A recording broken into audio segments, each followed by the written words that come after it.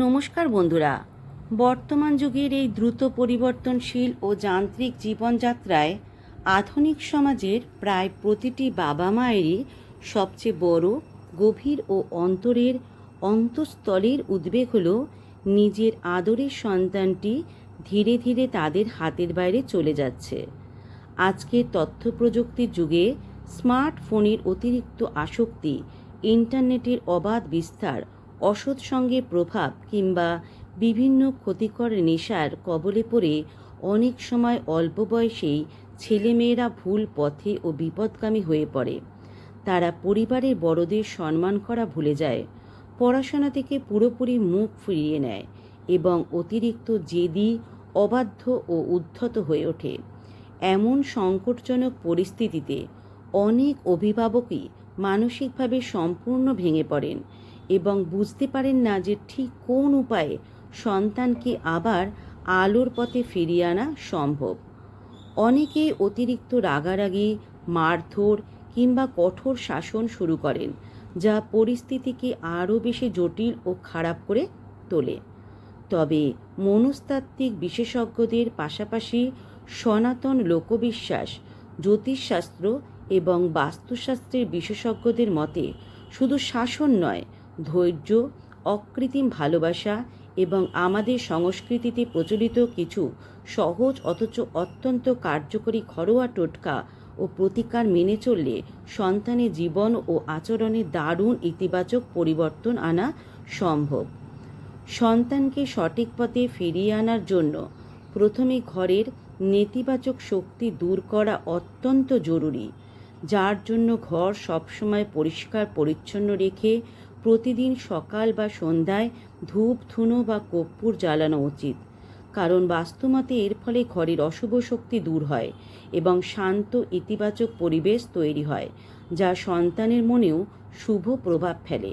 এর পাশাপাশি টোটকা ও আধ্যাত্মিক উপায় হিসাবে সন্তানের মঙ্গল কামনায় নিয়মিত ঈশ্বরের কাছে প্রার্থনা করুন, ইতিবাচক শক্তির চর্চা করুন এবং পরিবারের মধ্যে শান্তিপূর্ণ পরিবেশ বজায় রাখুন। কারণ লোকবিশ্বাস অনুযায়ী এসব আধ্যাত্মিক অনুশীলন শুভ ফল নিয়ে আসে। অভিভাবকদের মানসিক সংযমও এখানে ভীষণ গুরুত্বপূর্ণ। তাই সন্তান অবাধ্য হয়ে উঠলে রাগ না করে ধৈর্য ধরুন এবং শান্তভাবে তার আচরণ বোঝার চেষ্টা করুন। কারণ অভিভাবকের সংযম ও ইতিবাচক মনোভাব অনেক সময় সন্তানের পরিবর্তনের প্রথম ধাপ হয়ে ওঠে। সন্তানের সাথে শুধুমাত্র নিয়ম বা শাসন না চালিয়ে একটি বন্ধুত্বপূর্ণ সম্পর্ক গড়ে তুলুন। তার কথা মন দিয়ে শুনুন, তার বোঝার চেষ্টা করুন, একাকিত্ব থেকে দূরে রাখুন। কারণ ভালোবাসা ও বিশ্বাসই তাকে ধীরে ধীরে সঠিক পথে ফিরিয়ে আনতে সাহায্য করে। ব্যস্ততার মাঝেও প্রতিদিন কিছুটা সময় শুধু সন্তানের জন্য রাখুন এবং তার পছন্দ, অপছন্দ, পড়াশোনা, বন্ধু ও মানসিক অবস্থার খোঁজ নিন। কারণ এই সময়ও মনোযোগই সন্তানের সবচেয়ে বড় শক্তি। সন্তানের বিভিন্ন নির্দিষ্ট সমস্যার সমাধানের জন্য প্রাচীন কাল থেকে আমাদের সমাজে আরও বেশ কিছু নিখুঁত ও পরীক্ষিত টোটকা প্রচলিত রয়েছে, যা নিচে বিস্তারিত বিশ্লেষণ করে দেওয়া হলো। মদ বা খারাপ নেশা ছাড়ানোর বিশেষ টোটকা। সন্তান যদি কোনোভাবে মদ, সিগারেট বা অন্য কোনো মারাত্মক নেশায় আসক্ত হয়ে পড়ে এবং লাখো বোঝানোর পরও তা না ছাড়ে, তবে লোকবিশ্বাসে কিছু ঘরোয়া প্রতিকার বেশ কার্যকর বলে মনে করা হয়। মঙ্গলবার বা শনিবারের দিন কোনো পবিত্র নদী থেকে কিছুটা জল এনে কিংবা গৃহের পুজোর স্থানে রাখা সিদ্ধ জলের উপর বিশেষ মন্ত্র বা ইষ্টদেবতার নাম জপ করে সেই জল যদি খাবারের সাথে বা অন্য কোনো উপায়ে নিয়মিত খাইয়ে দেওয়া হয়, তবে ধীরে ধীরে নেশার প্রতি আসক্তি কমতে শুরু করে। এছাড়া যে ঘরে সে ঘুমায় তার বালিশের নিচে বা বিছানার কোণে সামান্য কর্পূর ও একটি ছোট্ট তামার টুকরো রেখে দিলে নেশার কুপ্রভাব ও নেতিবাচক মানসিকতা কাটতে সাহায্য করে বলে প্রবীণরা বিশ্বাস করেন। পড়াশোনা ও একাগ্রতা বাড়ানোর বিশেষ টোটকা। সন্তান যদি পড়াশোনায় একেবারেই মন না দেয়, খাতা কলম দেখলেই পালিয়ে বেড়ায় কিংবা পরীক্ষার নাম শুনলে ভয় পায়, তবে তার পড়াশোনার টেবিলে বিশেষ কিছু পরিবর্তন আনা দরকার। পড়ার টেবিলটি যেন সবসময় উত্তর বা পূর্ব দিকে মুখ করে থাকে, সেদিকে খেয়াল রাখুন, কারণ এই দিকগুলো থেকে ইতিবাচক শক্তি ও বুদ্ধিমত্তার বিকাশ ঘটে। সন্তানের পড়ার টেবিলে একটি ছোট স্ফটিকের গোলক, ক্রিস্টাল বল বা কাঁচের পাত্রে সামান্য জল ও একটি সবুজ রঙের ফুল রাখতে পারেন, যা তার মনের অস্থিরতা দূর করে এবং পড়াশোনায় গভীর একাগ্রতা ফিরিয়ে আনতে দারুণ কাজ করে।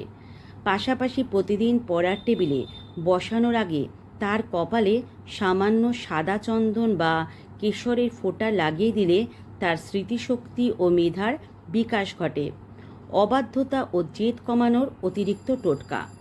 সন্তান যদি অতিরিক্ত মাত্রায় জেদি হয়ে ওঠে এবং কারো কথা না শোনে, তবে প্রতি সোমবার শিব মন্দিরে গিয়ে কাঁচা দুধ, জল ও একটি বেলপাতা অর্পণ করার লোকবিশ্বাস রয়েছে।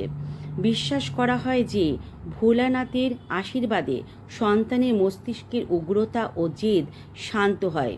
এছাড়া বৃহস্পতিবার বা রবিবার কোনো তামার পাত্রে জল রেখে তাতে সামান্য হলুদ মিশিয়ে সেই জল দিয়ে ঘরের কোণগুলো পরিষ্কার করলে সন্তানের অবাধ্য স্বভাব ধীরে ধীরে নরম হয়ে আসে।